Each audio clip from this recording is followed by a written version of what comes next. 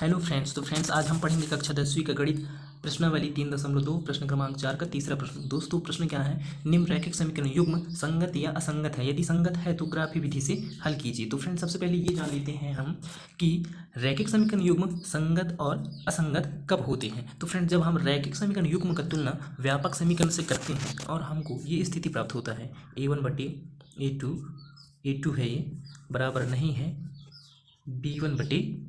तो दोस्तों इस स्थिति में रैखिक समीकरण युग्म संगत होते हैं। और एक और स्थिति है, ये फर्स्ट स्थिति है संगत होने का, और दूसरा स्थिति है संगत होने का a1/a2 बराबर है b1/b2 बराबर है c1/c2। तो दोस्तों ये दो स्थिति में रैखिक समीकरण युग्म क्या होते हैं, संगत होते हैं। अब चलिए जान लेते हैं रैखिक समीकरण युग्म असंगत कब होते हैं। तो फ्रेंड्स जब रैखिक समीकरण युग्म का तुलना हम व्यापक समीकरण से करते हैं और हमको ये स्थिति प्राप्त होता है a1/a2 बराबर है b1/b2 बराबर नहीं है c1/c2। तो इस स्थिति में रैखिक समीकरण युग्म क्या होते हैं, असंगत होते हैं। फ्रेंड्स ये बातों को आप ध्यान में रखना कि कौन सी स्थिति में असंगत होती है और कौन सी स्थिति में संगत होती है रैखिक समीकरण युग्म। ये दो बातों को ध्यान में रखिए क्योंकि बहुत ज़रूरी इंपॉर्टेंट बात है। तो चलिए फ्रेंड्स जानते हैं आज के इस वीडियो में कि क्या यह रैखिक समीकरण युग्म संगत है या असंगत है। यदि संगत होगा तो हम इसको ग्राफी विधि से हल करेंगे और असंगत होगा तो उसको ग्राफी विधि से हल नहीं करेंगे। तो फ्रेंड्स यहाँ पे जो समीकरण है उसको हम लिख लेते हैं। क्या है समीकरण, 2x धन y ऋण 6 बराबर 0, फिर है 4x ऋण 2y ऋण 4 बराबर 0। तो फ्रेंड्स इसको सबसे पहले हम करते हैं पक्षांतरण और शुद्ध समीकरण बना लेते हैं। तो यहाँ पे क्या हो जाएगा, 2x धन y बराबर, ये 6 को पक्षांतरण करेंगे तो ये ऋण में है तो क्या हो जाएगा, धन में हो जाएगा, धन 6। और यहाँ पे 0 है तो किसी भी संख्या के साथ हम जोड़ें 0 को या घटाएं तो जो अंक होता है वही अंक प्राप्त होगा। यानी 6 के साथ हम अगर 0 को जोड़ेंगे तो 6 ही प्राप्त होगा, घटाएंगे तो पर भी 6 ही प्राप्त होगा, इसलिए यहाँ पे 6। और ये पक्षांतरण हुआ है तो 6 जो है ऋण में था पहले, अब ये धन में आ जाएगा। इस तरह से ये बन गया समीकरण नंबर 1। और ये नीचे का क्या है, 4x ऋण 2y बराबर, इस 4 को भी बराबर के साइड ले जाएंगे तो 4 अभी ऋण में है, ये हो जाएगा धन में, तो ये आ गया धन 4। ये बन गया आपका समीकरण नंबर 2। जैसे पहले के ये थे 4 के साथ अगर हम शून्य को जोड़ें या घटाएं तो 4 ही आ गया, इसलिए यहाँ पे 4। इस तरह से ये समीकरण 1 और 2 बन गया है। तो फ्रेंड्स अब समीकरण 1 और समीकरण नंबर 2 को व्यापक समीकरण से तुलना करेंगे। तो यहाँ पे मैं लिख लिया हूँ व्यापक समीकरण a1x plus b1y plus c1 बराबर 0 तथा a2x plus b2y plus c2 बराबर 0 से तुलना करने पर तो फ्रेंड्स a1 b1 c1 का मान समीकरण नंबर 1 से निकालेंगे, a2 b2 c2 का मान समीकरण नंबर 2 से निकालेंगे। तो यहाँ पे a1 बराबर क्या हो जाएगा फ्रेंड्स, a1 बराबर समीकरण 1 में सबसे पहले क्या दिया है, 2x दिया है, तो a1 का मान क्या हो जाएगा, 2 हो जाएगा, क्योंकि x का गुणांक यहाँ पे कितना है, 2 है। अब जो है फ्रेंड्स b1 का मान, तो b1 बराबर आप देख सकते हैं क्या है, यहाँ पे 2x के बाद धन y है, तो y बस है, तो यानी इसका गुणांक क्या होगा, 1 होगा। जहाँ पे x या y हो उसका गुणांक क्या होता है, 1 होता है, तो y का गुणांक यहाँ पे 1 है, तो b1 बराबर 1 हो जाएगा। और y धन में है तो 1 भी धन में रहेगा, इस तरह से b1 का मान धन 1 आ गया। अब यहाँ पे c1 बराबर, तो c1 बराबर धन y के बाद क्या है, 6 है, तो c1 का मान 6। इसी प्रकार यहाँ पे a2, तो a2 बराबर क्या हो जाएगा फ्रेंड्स, सबसे पहले समीकरण नंबर 2 में क्या है, 4x है, यानी x का गुणांक 4 है, तो a2 का मान हो जाएगा 4।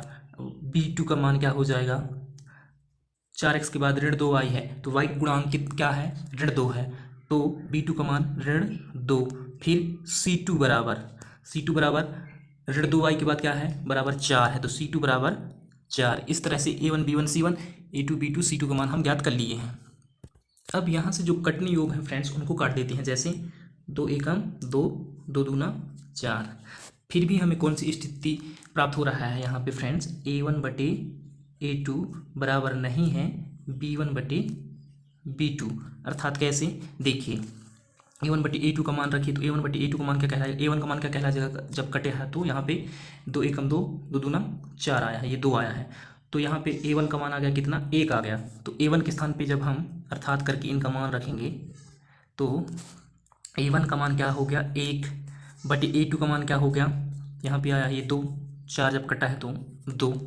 और b1 का मान क्या है, बराबर नहीं है, b1 का मान क्या है देख सकते हैं आप, 1 है, तो 1। और b2 का मान क्या है, ऋण 2 है, तो बटे ऋण 2, अर्थात इसको हम ऐसे लिख सकते हैं या करके 1/2 बराबर नहीं है ऋण 1/2, यानी a1/a2 का मान क्या है, 1/2 है, b1/b2 का मान क्या है, ऋण 1/2 है ना। यानी इन दोनों का मान क्या है, अलग अलग है। और इस स्थिति में जो है हम पढ़े थे कि रैखिक समीकरण युग्म क्या होते हैं, संगत होते हैं। तो जब यह रैखिक समीकरण युग्म संगत है तो इसको हम क्या करेंगे, ग्राफी विधि से हल करेंगे। तो चलिए फ्रेंड्स इसको ग्राफी विधि से हल कर लेते हैं, क्योंकि यह क्या है, संगत है। अतः 2x धन y बराबर 6 समीकरण नंबर 1 और 4x ऋण 2y बराबर 4 समीकरण नंबर 2, यह क्या है, यह रैखिक समीकरण युग्म क्या है, संगत है।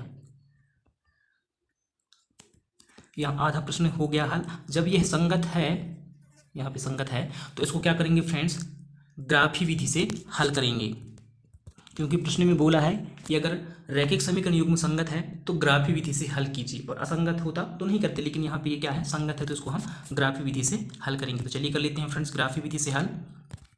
तो फ्रेंड्स ग्राफी विधि से हल, अब हमारा जो समीकरण है उसको लिख लेते हैं। तो क्या है हमारा समीकरण, फर्स्ट समीकरण है 2x धन y बराबर 6, ये है हमारा समीकरण नंबर 1। और दूसरा समीकरण है 4x ऋण 2y बराबर 4, समीकरण नंबर 2। तो ये है फ्रेंड्स हमारा समीकरण 1 और समीकरण नंबर 2। तो फ्रेंड्स समीकरण नंबर 1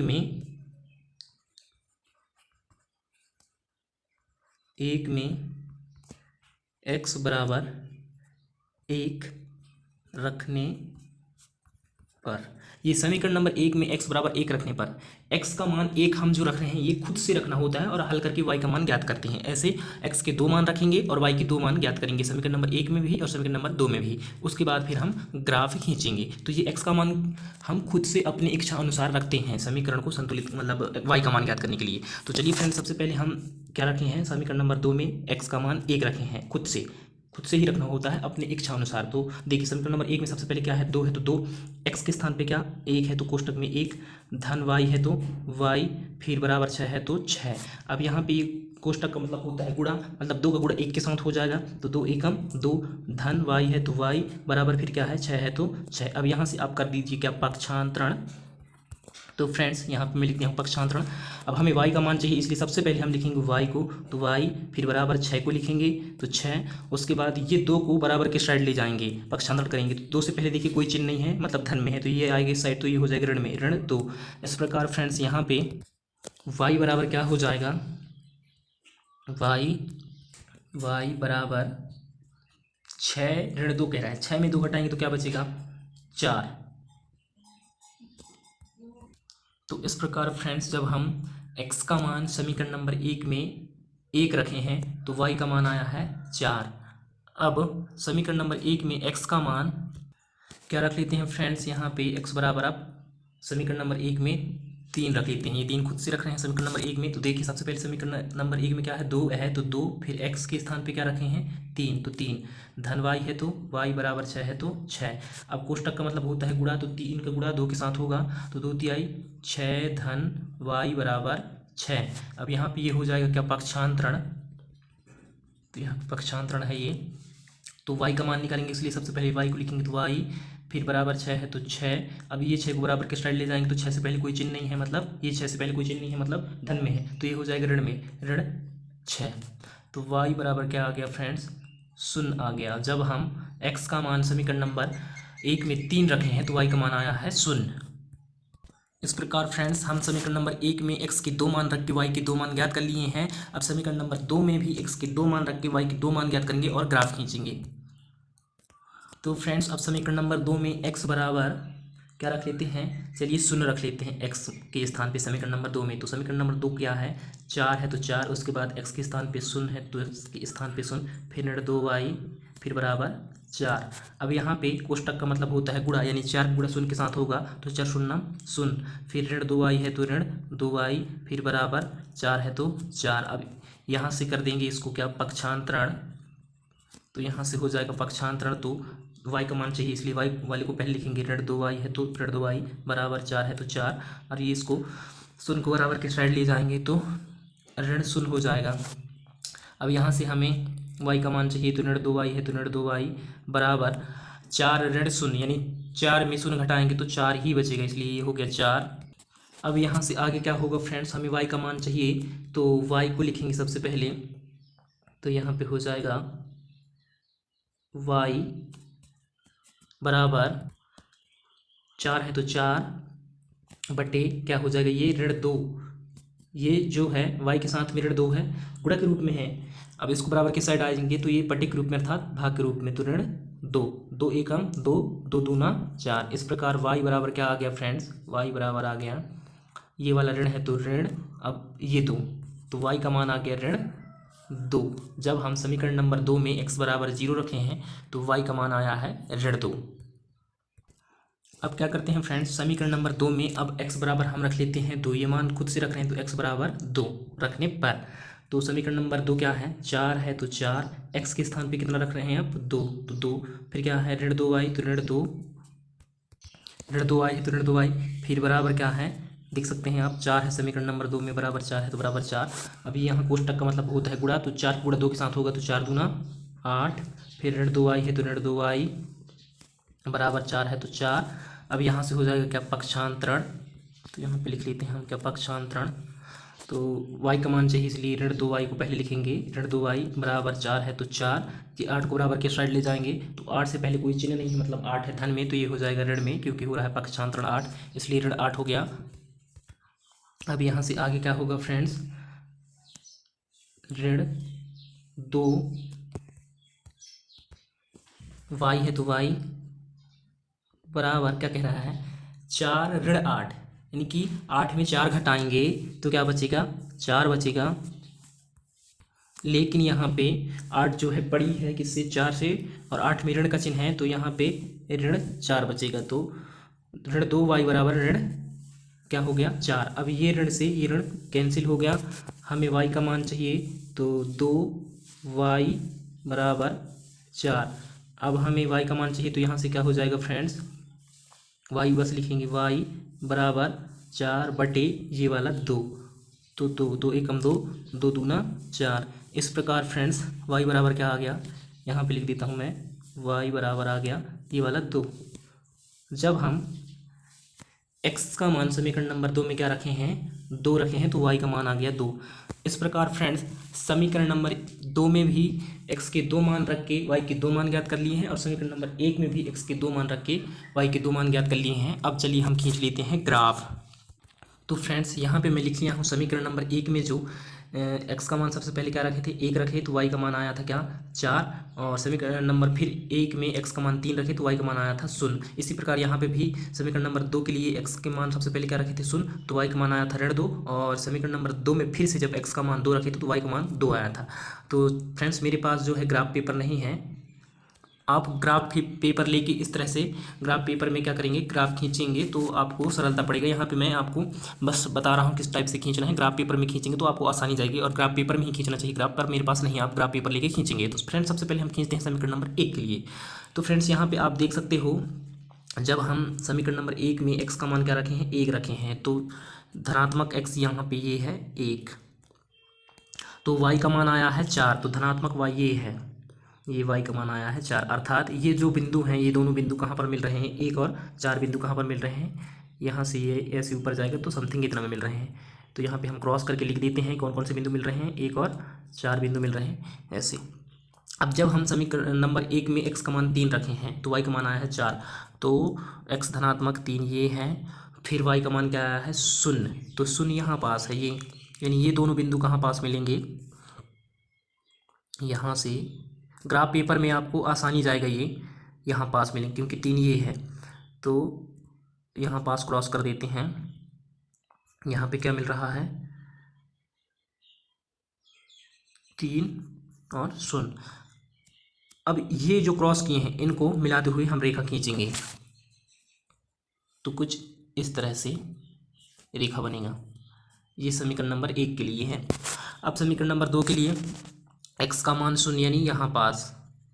चलिए दूसरा कलर ले लेते हैं, लाल ले लेते हैं। तो x का मान समीकरण नंबर 2 में क्या है, लाल ही ले ली है तो 0 है, तो यहाँ पे ये 0 यहाँ से स्टार्ट होगा। 0 के बाद फिर ये 1 2 3 ऐसे जाता है किसी भी साइड, है ना। तो यहाँ पे ये 0, उसके बाद y का ऋणात्मक 2 मान, y का, तो ये y रस है, तो ये है y का ऋणात्मक 2 मान ये। तो यहाँ पास मिल रहा है क्या, 0 और -2। तो यहाँ पास हम क्रॉस कर देंगे, इतना पास में मिल रहा है। ग्राफ पेपर में अच्छा से समझ में आएगा, क्योंकि यहाँ पे ग्राफ पेपर नहीं इसलिए समझ में नहीं आ रहा है। आप ग्राफ पेपर में खींचिए। उसके बाद जब x का मान 2 रखे हो तो y का मान भी 2 आया है, तो x का मान ये है 2 धनात्मक, तो y का मान भी 2 ये है, तो यहाँ पास मिल रहा है। ये इन दोनों बिंदु कहाँ पास मिलेंगे, यहाँ पास। तो यहाँ पे हम लिख देंगे कौन कौन से 2 और 2 बिंदु मिल रहे हैं। अब ये बिंदु और इस बिंदु को मिलाते हुए ग्राफ खींचेंगे तो कुछ इस तरह से बनेगा ग्राफ। आप स्पष्ट रूप से देख सकते हैं फ्रेंड्स कि फर्स्ट वाला ग्राफ जो खींचे हैं ये है, ये ऐसे गया है, ये फर्स्ट ग्राफ है, और ये सेकेंड ग्राफ ये है। तो एक दूसरे को क्या कर रहे हैं, ये प्रतिच्छेद कर रहे हैं, एक दूसरे को काट रहे हैं। जब समीकरण नंबर 1 और 2 को का ग्राफ खींचे हैं तो इस तरह से कौन सी स्थिति है यहाँ पे, a1/a2 बराबर नहीं है b1/b2। इस स्थिति में ये दोनों एक दूसरे को जो ग्राफ खींच रहे हैं क्या कर रहे हैं, जुड़ रहे हैं, संगत हैं। तो उम्मीद करता हूँ फ्रेंड्स कि इस तरह से आप ग्राफ खींच लेंगे ग्राफ पेपर लेके, और आपको जो ये मैं प्रश्न हम पढ़े हैं अच्छे से समझाने की कोशिश कर पाया हूँ, और उम्मीद है कि मैं आप लोगों को समझा पाया हूँ। कहाँ पास आप लोगों को समझ में नहीं आया है कमेंट्स करके जरूर बताइए, और वीडियो को लाइक कीजिए, और आप चैनल पर नए हो तो चैनल को सब्सक्राइब कीजिए। मिलते हैं नेक्स्ट वीडियो में। आपका दिन शुभ हो, आप स्वस्थ रहें, मस्त रहें।